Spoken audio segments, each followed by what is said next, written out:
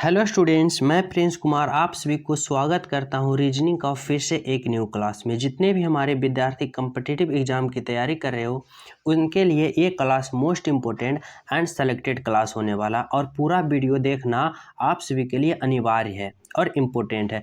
अनिवार्य इसलिए मैं कर रहा हूँ कि जितने भी वर्तमान में एग्ज़ाम और एग्ज़ाम भविष्य में पढ़ने वाले हैं, तो जिस प्रकार से आप सभी का पेपर एग्जामिनर जो तैयार करेगा लेटेस्ट प्रश्न उठा रहा है, वही लेटेस्ट प्रश्न आप सभी को इस क्लास में देखने को मिलेगा।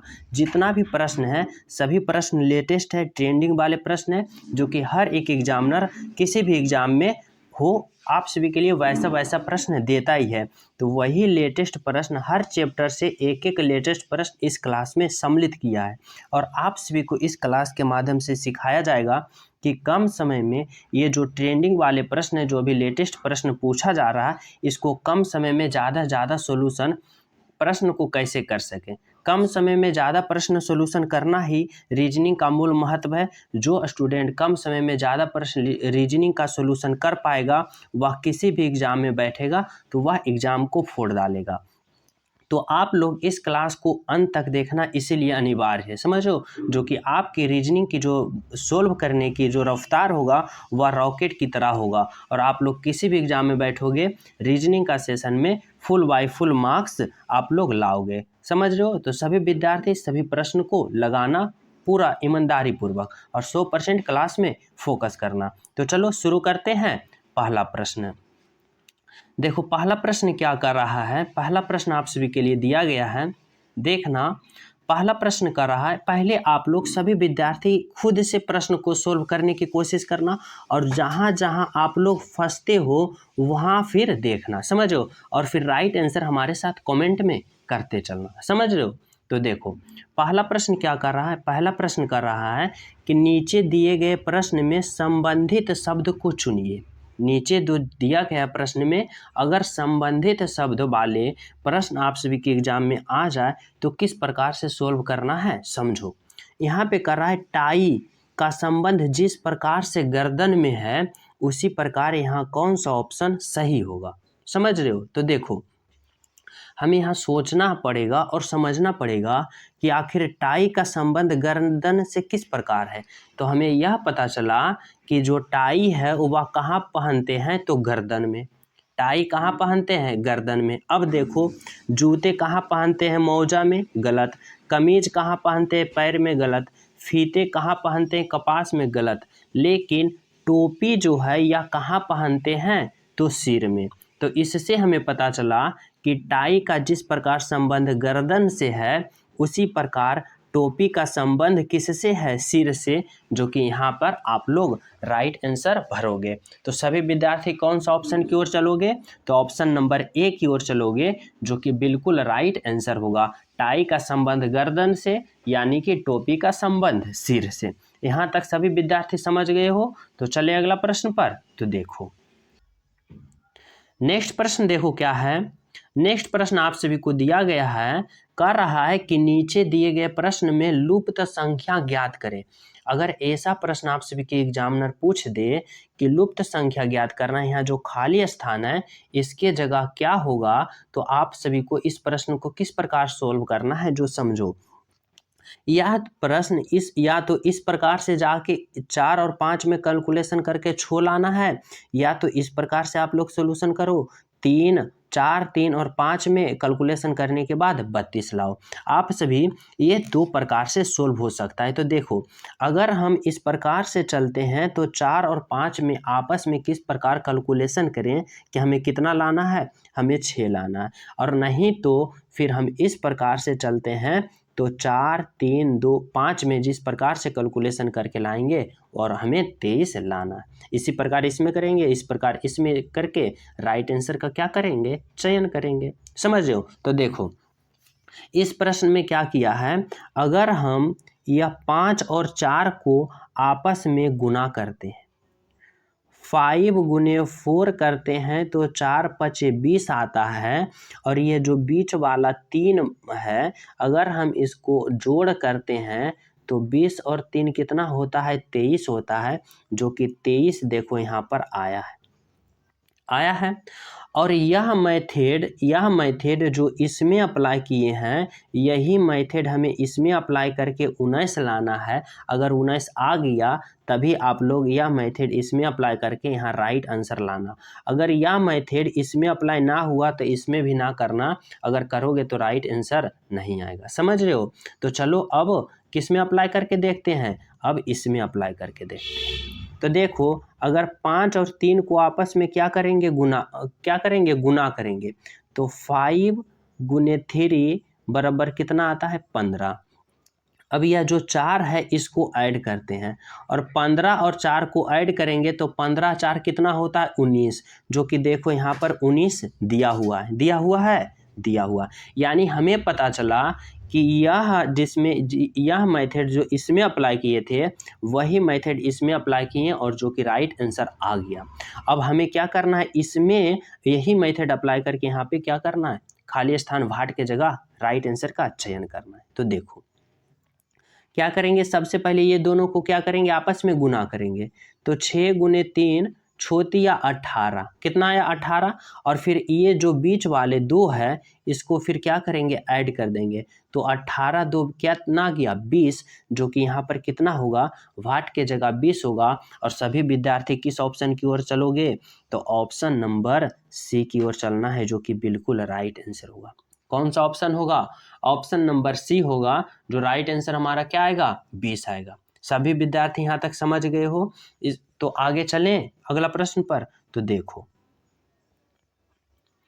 अगला प्रश्न, देखो 3 नंबर का प्रश्न क्या दिया है, कर रहा है नीचे दिए गए अक्षर श्रृंखला को पूरा करें। अक्षर श्रृंखला को पूरा करना है, क्या है प्रश्न है कि बी पी ई एम, इस प्रकार से यहाँ पे जो 2 खाली स्थान है इसके जगह आप लोग कौन सा ऑप्शन चयन करोगे, यही आप सभी को क्या करना है, बताना है। तो अक्षर श्रृंखला अगर ऐसा वाला प्रश्न दे दे तो सबसे पहले आप सभी को क्या करना है, अल्फ़ाबेट पोजीशन पता करना है। जैसे बी की पोजीशन 2, पी का पोजीशन 16, ई का पोजीशन 5, एम का पोजीशन 13, एच का पोजीशन कितना होता है, एच का 8, और आई का 9, और जे का एच का 8 हो गया। उसके बाद जे का देखो 10 होता है, फिर के का 11, फिर जी का 7, जी का कितना होता है, 7, और जी का 7। अब हमें देखना है कि यहाँ जो है यह सीरीज किस प्रकार से चल रहा है। तो देखो यहाँ पे देखते हैं, यहाँ से हमें पता चला कि यह जो है एक क्या कर रहा है, एक बाई एक छोड़ के चल रहा है। देखो कैसे चला है, देखो बी से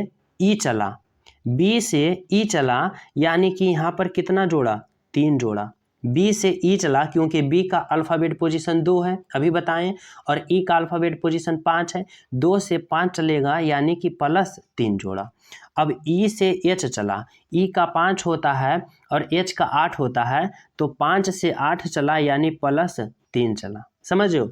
फिर एच से के चला, एच का 8 होता है और के का 11 होता है, तो 8 में प्लस 3 जोड़ा तो कितना हुआ, 11, जो कि के होगा। अब के में फिर हम प्लस 3 जोड़ेंगे, के का 11 होता है और 11 में अगर हम 3 जोड़ेंगे तो 14, और 14 किसका होता है, तो 14 एन का होता है। तो क्या लिखेंगे, एन। यहाँ पर क्या भराएगा, पहला में एन भराएगा, समझो। अब देखो, अब पी से एम चलते हैं। पी का पोजीशन होता है कितना, 16, और एम का होता है 13, तो 16 से 13 चल रहा है यानी माइनस के 3 चल रहा है, समझ रहे हो। फिर एम से जे भी गया तो एम का 13, जे का 10, तो 13 से 10 गया -3 हुआ। फिर जे का 10 होता है, जी का 7 होता है, यानी 10 से 7 गए यानी कि यहाँ भी -3 हुआ।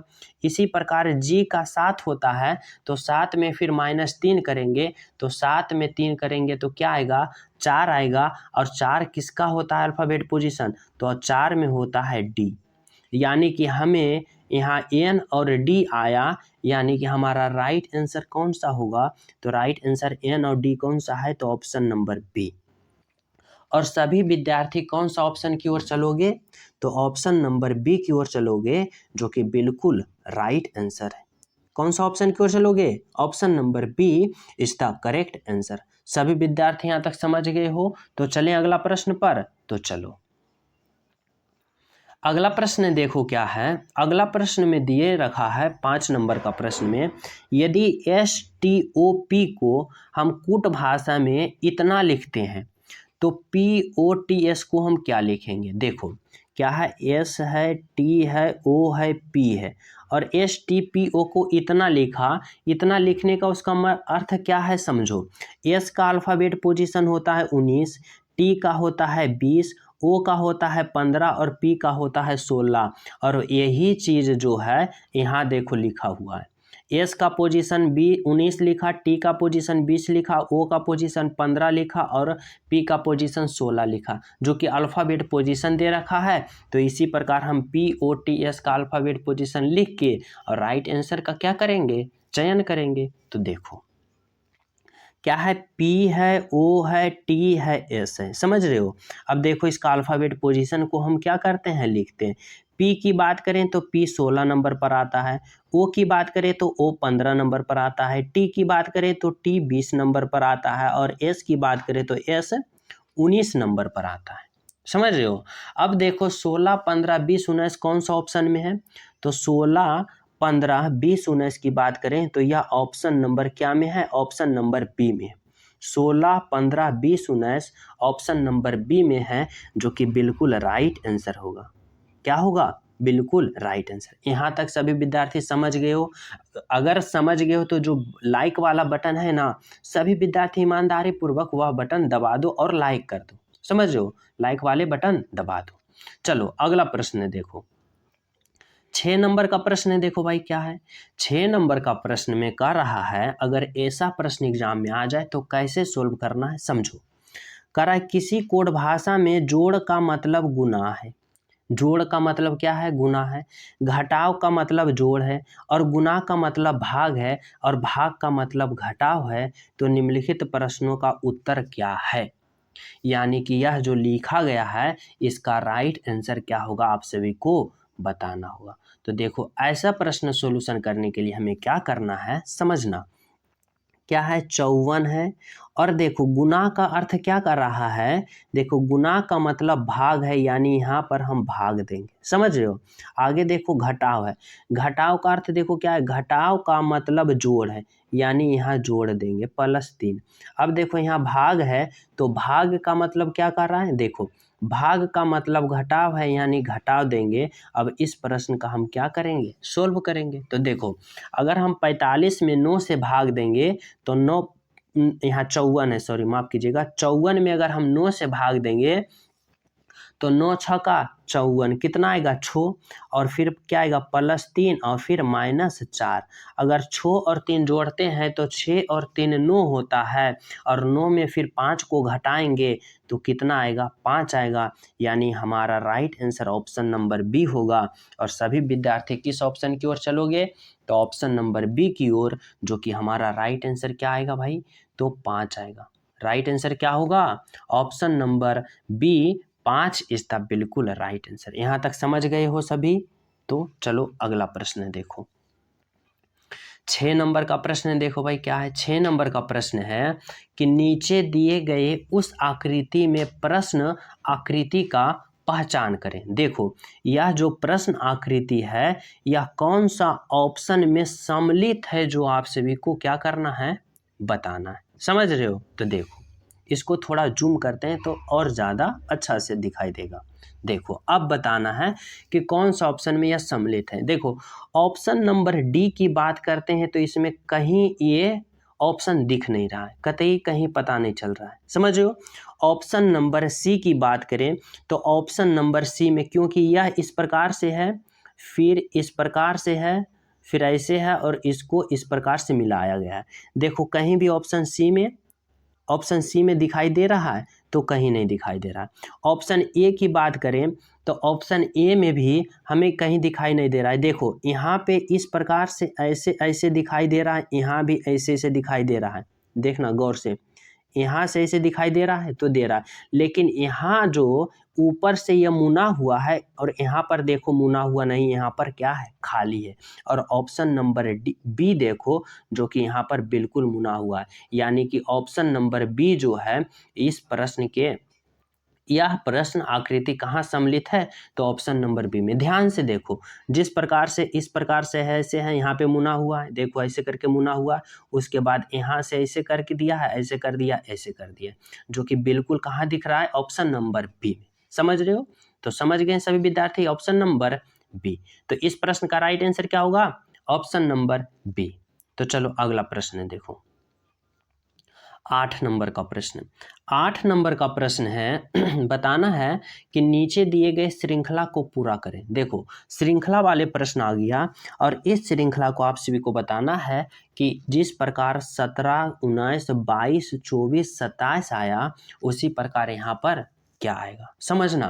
तो हमें सबसे पहले सोचना होगा कि इस श्रृंखला में आखिर किया है तो क्या है, क्या चीज़।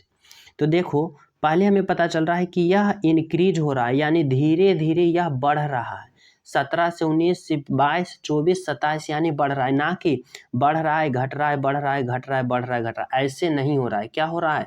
जहाँ तक धीरे धीरे यह क्या हो रहा है? बढ़ रहा है। तो ऐसे प्रश्न में हमें किस प्रकार से सोल्यूशन करना है, समझो। देखो हमें देखना है 17 से 19 गया तो यानी कितना बढ़ा भाई? तो 17 से 19 जाएगा तो +2 बढ़ा। 19 से 22 गया तो 19 से 22 जाने के लिए कितना बढ़ा? +3 बढ़ा। फिर से देखो 22 से 24 जाने के लिए फिर 2 बढ़ा और 24 से फिर 27 जाने के लिए +3 बढ़ा। अब इस सीरीज को देखने के बाद हमें क्या पता चल रहा है? पता चल रहा है पहले 2 बढ़ा, फिर 3 बढ़ा, फिर 2 बढ़ा और फिर 3 बढ़ा। तो अबरी कितना बढ़ेगा? अबरी फिर 2 ही बढ़ेगा। समझ रहे हो? तो देखो अगर 27 में 2 जोड़ेंगे तो 27 और 2 29, और तो राइट आंसर कौन सा होगा? राइट आंसर होगा ऑप्शन नंबर 29 वाले कौन सा ऑप्शन में है? ऑप्शन नंबर सी, जो कि राइट आंसर कौन सा होगा? Option number C 29। तो सभी विद्यार्थी कौन सा ऑप्शन की ओर चलोगे? ऑप्शन नंबर सी की ओर चलोगे, जो राइट आंसर होगा हमारा 29। यहाँ तक समझ गए हो? तो चले अगला प्रश्न पर। तो देखो अगला प्रश्न देखो, 9 नंबर का प्रश्न है, कर है नीचे दी गई आकृति में त्रिभुजों की संख्या गिने। त्रिभुजों की अगर संख्या गिनने के लिए आप सभी को कह दे तो किस प्रकार से गिनना है, समझो। देखो इस आकृति में क्या करना है, सबसे पहले हमें छोटे छोटे खंड को देखना है। 1 त्रिभुज, 2 त्रिभुज, 3 त्रिभुज, 4 त्रिभुज। 4 त्रिभुज ये हो गया, देखो लिख देते हैं। 1 त्रिभुज, 2 त्रिभुज, 3 त्रिभुज, 4 त्रिभुज। 4 त्रिभुज ये हो गया। अब देखो 5 त्रिभुज, देखो 5 त्रिभुज ये हुआ, 5 त्रिभुज ये हुआ, और देखो 6 त्रिभुज ये हुआ, 6 त्रिभुज ये हुआ, और देखो और 7 त्रिभुज ये हुआ। समझो एक छोटे छोटे एक एक त्रिभुज मतलब 4 त्रिभुज हो गया, फिर एक त्रिभुज ये हुआ 5, और एक ये 6 और एक ये 7। इस आकृति में ओवरऑल त्रिभुजों की संख्या की बात करें तो ओवरऑल त्रिभुजों की संख्या कितना है? तो 7 है। कितना त्रिभुज है? तो ओवरऑल 7 त्रिभुज है। यानी सभी विद्यार्थी कौन सा ऑप्शन की ओर चलोगे? तो ऑप्शन नंबर ए की चलोगे, ए की ओर चलोगे, जो कि 7 त्रिभुज है। समझ रहे हो? तो चलो अगला प्रश्न देखो, 10 नंबर का प्रश्न है। 10 नंबर का प्रश्न कर रहा है कि आप सभी को बताना होगा कि कलम, स्याही और रिफिल में कौन सा ऑप्शन संबंध बनाता है, कौन सा ऑप्शन सही संबंध बनाता है। तो देखो हमें बताना है ऐसे प्रश्न में किस प्रकार से सॉल्यूशन करना है। सोचना है कि कलम, स्याही और रिफिल में आखिर संबंध किस प्रकार से, समझ रहे हो? तो देखो सबसे पहले हम कलम के लिए एक गोला बनाते हैं। कलम के लिए एक गोला बनाएं। अब देखो कलम के अंदर क्या रहता है? रिफिल रहता है। तो रिफिल के लिए गोला बनाएंगे, और रिफिल के अंदर फिर ये क्या होता है? स्याही होता है। रिफिल के अंदर फिर क्या भरा होता है? स्याही भरा होता है। तो कौन सा गोला संबंध बना रहा है? ऑप्शन नंबर बी जो है यह संबंध बना रहा है, जो कि पहला हुआ कलम, कलम के अंदर रिफिल और रिफिल के अंदर स्याही। समझ रहे हो यहाँ तक सभी विद्यार्थी? तो कौन सा ऑप्शन होगा? Option number B. तो चलो अगला प्रश्न देखो। अगला प्रश्न देखो 11 नंबर का प्रश्न क्या कर रहा है? कर रहा है नीचे दिए गए प्रश्न में संबंधित अक्षर को चुनिए। संबंधित अक्षर को बताना है। Fe का संबंध जिस प्रकार से Hg है, इसी प्रकार Ml से संबंध यहाँ पर क्या होगा, जो आप सभी को बताना है। तो देखो इसमें क्या किया है, इसमें थोड़ा सा दिमाग लगाएंगे। तो सबसे पहले हम क्या करेंगे, अल्फ़ाबेट पोजीशन बैठाएंगे, उसके बाद देखेंगे। तो F का बात करें तो F का पोजीशन 6 होता है और E का पोजीशन 5 होता है। इसी प्रकार H का देखें, H का 8 होता है और G का 7 होता है। अब देखो यहाँ पे कि 6 से 8 गया, 6 से 8 गया यानी कि कितना बढ़ा, +2 बढ़ा। फिर 5 से 7 गया यानी कितना बढ़ा, +2 बढ़ा। इससे हमें पता चला कि F से H गया तो +2 बढ़ा, E से G गया तो +2 बढ़ा। इसी प्रकार M से हम क्या करेंगे, +2 जाएंगे। तो M का अल्फ़ाबेट पोजीशन कितना होता है, M का होता है 15 और M का होता है 13 और 13 में फिर हम 2 जोड़ेंगे तो कितना आएगा, 15। और 15 नंबर पर कौन आता है, तो O आता है। तो यहाँ पर क्या लिखेंगे, O। इसी प्रकार L में भी हम कितना बढ़ेंगे, +2 और L का अल्फ़ाबेट पोजीशन कितना होता है, L का 12 होता है और 12 में 2 जोड़ेंगे तो कितना होगा, 14। तो यहाँ पर 14 किसका होता है, 14 जो होता है वह N का पोजीशन होता है। यानी कि यहाँ पर क्या भराएगा, O और N भराएगा, जो कि राइट आंसर कौन सा होगा, कौन सा ऑप्शन में यह सम्मिलित है, ऑप्शन नंबर ए में O और N दिख रहा है। तो सभी विद्यार्थी कौन सा ऑप्शन की ओर चलोगे, तो ऑप्शन नंबर ए की ओर चलना है, जो कि O और N is the right answer होगा। समझ रहे हो इस प्रश्न को। तो चलो अगला प्रश्न देखो। नेक्स्ट प्रश्न देखो क्या है, नेक्स्ट प्रश्न है आप सभी को कर रहा है 13 नंबर का प्रश्न। दिए गए प्रश्न में विषम शब्द को चुने। क्या करना है, विषम शब्द को पहचानना। अगर ऐसा प्रश्न आ जाए तो किस प्रकार से सोल्व करोगे। देखो यहाँ जो 4 ऑप्शन आप सभी को दिया है, इस 4 ऑप्शन में 3 ऑप्शन जो होगा बिल्कुल एक समान होगा और एक ऑप्शन जो होगा वह हट के होगा और वही विषम शब्द को पहचान करना है। समझ रहे हो। तो देखो सेब की बात करें, नारंगी की बात करें और आम की बात करें, यह तीनों का संबंध फल से, लेकिन बादाम जो है यह अलग संबंध लगता है, यानी कि यह फल से संबंध नहीं है। तो यही विषम है और यही विषम शब्द को हमें चुनने के लिए कह रहा था। तो सभी विद्यार्थी कौन सा ऑप्शन लगाओगे, ऑप्शन नंबर डी लगाओगे, जो कि बिल्कुल राइट आंसर होगा। समझ रहे हो, बिल्कुल राइट आंसर। अगला प्रश्न देखो क्या है, 14 नंबर का प्रश्न बताना है। 14 नंबर का प्रश्न कर रहा है कथन कर रहा है सभी बादल कोहरे हैं और सभी कोहरे सफेद है। समझना इस प्रश्न को, सभी बादल क्या है, बादल, यह जो बादल है ना, यह सभी बादल क्या है, यह सभी बादल कोहरे हैं। क्या है, कोहरे, कोहरे लिख दिए। अब देखो सभी कोहरे सफेद, यह जो सभी कोहरे हैं ना, यह कैसा है, यह सफेद है। सभी कोहरे कैसा है, सफेद है। अब देखो अब निष्कर्ष क्या कर रहा है, निष्कर्ष कर रहा है कुछ सफ़ेद बादल है, सफ़ेद यह है और बादल कहाँ, यहाँ है। कह रहा है कुछ सफ़ेद बादल है, तो देखो सफ़ेद के अंदर क्या है, बादल है, तो यानी कुछ सफ़ेद क्या होगा, बादल होगा। यानी कि जो फर्स्ट निष्कर्ष है यह क्या कर रहा है, यह निष्कर्ष सही है, यानी कि यह सही है। आगे देखो दूसरा निष्कर्ष क्या कर रहा है, कह रहा है कुछ कोहरे बादल है, यह जो कोहरे है ना, या कुछ कोहरे बादल है, तो बादल देखो किसके अंदर है, कोहरे के अंदर, तो कुछ हो सकता है। तो यानी कि ऑप्शन नंबर क्या होगा, ये भी सही होगा, निष्कर्ष 2 भी सही होगा। तो हमें कौन सा ऑप्शन सही होगा, हमें होगा कि निष्कर्ष ए और निष्कर्ष 2 दोनों निष्कर्ष क्या है, सही है। तो सभी विद्यार्थी कौन सा ऑप्शन मारोगे, ऑप्शन नंबर सी, जो कि बिल्कुल राइट आंसर होगा। सभी विद्यार्थी यहाँ तक समझ गए होंगे। तो चले अगला प्रश्न पर। तो चलो अगला प्रश्न देखो क्या है, अगला प्रश्न देखो क्या कर रहा है, 15 नंबर का प्रश्न कर रहा है, बताना है कि नीचे दिए गए प्रश्न आकृति को पूरा करें।